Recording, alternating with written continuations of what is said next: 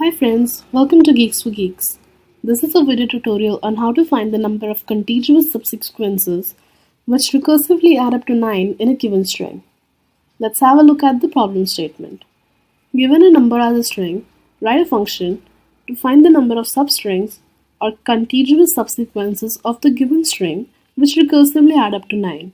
For example, digits of 729 recursively add to 9. 7 plus 2 plus 9 equal to 18. Recur for 18. 1 plus 8 equal to 9. For input 4189, output is 3 as there are 3 substrings which recursively add to 9. The substrings are 18, 9 and 189.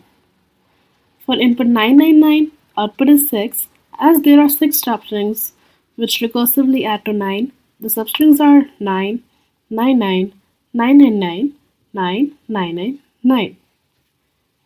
All digits of a number recursively add up to 9 if and only if the number is a multiple of 9.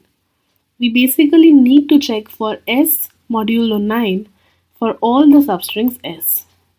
One trick used is to do modular arithmetic to avoid overflow for big strings.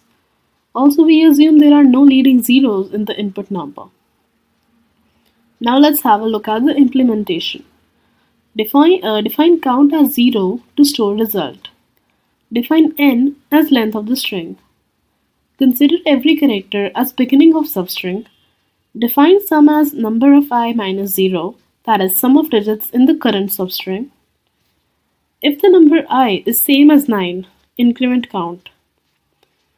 One by one, choose every character as an ending character and add the current digit to sum. If sum becomes a multiple of 9, then increment count. Let us do modulo arithmetic to avoid the overflow for big strings, that is, to the sum add number j and do modulo 9.